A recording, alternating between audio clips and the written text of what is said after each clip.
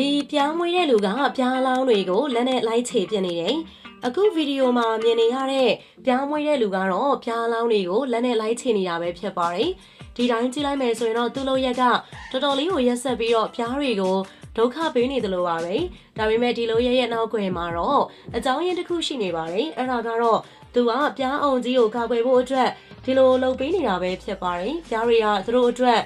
အဆိုးဝါးဆုံးဖြစ်ရဖြစ်တဲ့ပြားပရင်မအသေးဆုံးတော့မယ်လို့ခံစားလာရရင်နောက်ထပ်ပြားပရင်မအသက်တွေကိုမွေးမြူဖို့လှုပ်ကြပါတယ်။ပြဿနာကတော့ရှေ့ကပြားပရင်မကဘာမှမဖြစ်ပဲဆက်ရှိနေတော့မှနောက်ပြားပရင်မကပေါက်လာခဲ့မယ်ဆိုရင်တော့ဒါဟာဆိုလို့ရှိရင်ဒီပြဿနာမှာပြားအောင်တစ်အောင်လုံးက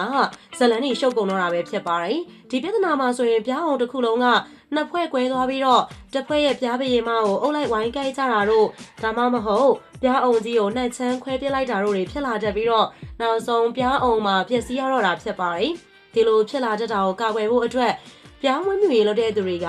ပြားပရင်မအစ်စ်ကိုအန်ဒီရဲ့ကင်းတဲ့နေရာစီကိုပို့ပေးတာမျိုးဒါမှမဟုတ်ပြားပရင်မဖြစ်လာမဲ့ပြားလောင်းလေးတွေကိုငငယ်ကလေးကရှင်းပစ်တာမျိုးတွေလုပ်ပေးကြရတာဖြစ်တယ်လို့သိရပါတယ်ရှင်။